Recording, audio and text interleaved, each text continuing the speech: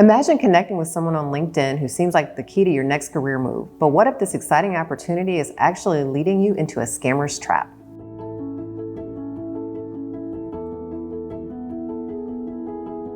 Hi, I'm Dorian Horsey, an attorney here at Minc Law, the nation's leading law firm when it comes to online defamation and online harassment. I work in cybersecurity and online privacy. You probably know that people get scammed, hacked, and extorted all around the internet. LinkedIn is one of the last places that people expect. We'll discuss what kind of scams to look out for and what to do about them so you can keep yourself safe. Scammers go where the victims are. So according to their own stats, LinkedIn has over 1 billion users and it's available in more than 200 countries. That makes it the world's largest professional network, but it also makes it a very attractive hunting ground for all types of scammers. If you think about the meme that went around a few years ago with Dolly Parton, where she showed different personas on different platforms, the LinkedIn persona was very buttoned up versus her persona on platforms like Facebook or Instagram or Tinder. When they're on LinkedIn, they are on their best behavior, therefore they tend to share their real name and their real information about their jobs, and they assume that other people are doing the same. So there are lots of scams that we see on LinkedIn. I would categorize them generally into two categories, professional and personal.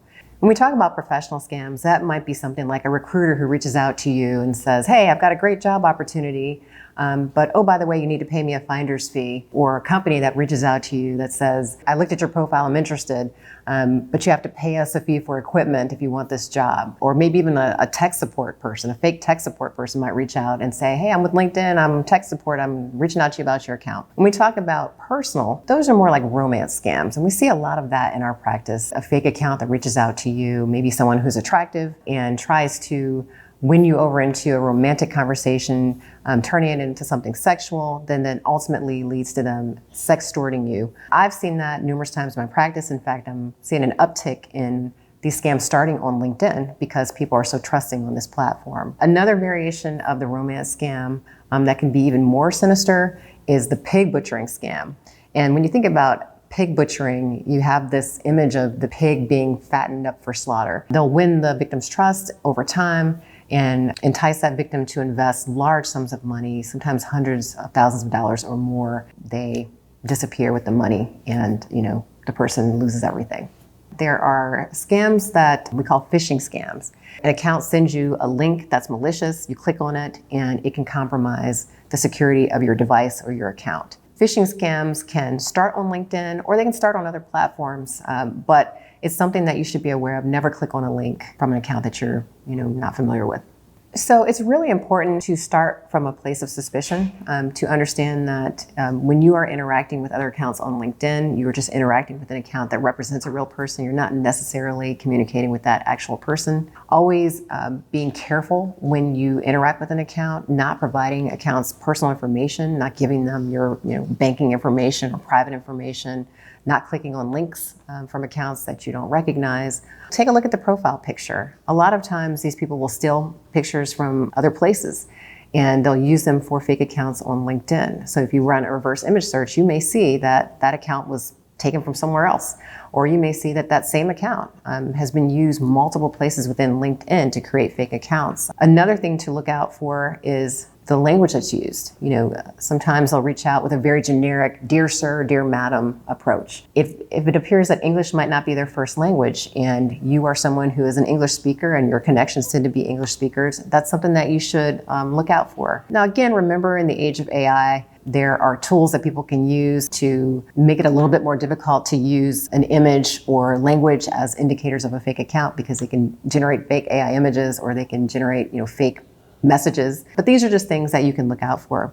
Another really important tip is that you can look at the About This Profile section of the account and you can see when was this account created, you can see when was the picture last changed, you can see if it's verified. These are all clues to give you an idea of whether this account is something that is legitimate. If you're contacted by someone who claims to be a part of a company and the message just seems suspicious, you can always look outside of LinkedIn to try to contact that company. Look to see if this person has other contact points outside of LinkedIn that you can verify whether or not they're actually the person that they claim to be on the platform. Even if you are contacted by an account, if they are sending you something that seems suspicious, it may be a sign that the account has been compromised. You know, when we talk about our physical health, we always stress the importance of washing your hands.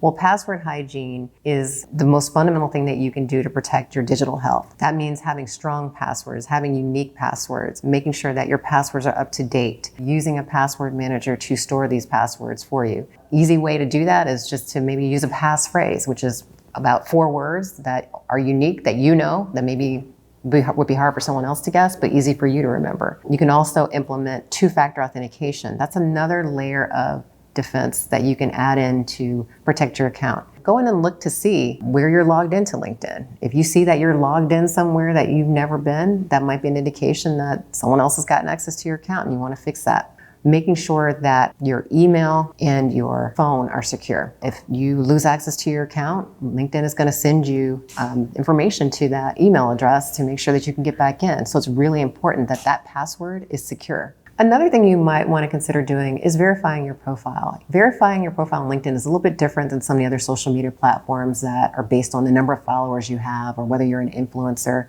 On LinkedIn, the purpose of verification is to be able to prove that you are who you say you are, and you have to provide state-issued ID. It can give you more confidence when you're looking at other profiles to know that they've been verified, but it also gives other users that same level of confidence when they interact with your profile as well.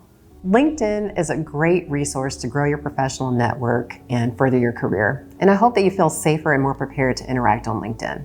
If you're going through a scam online or you're facing a threat to your privacy, you can reach out by calling the number on our screen or by filling out the contact form.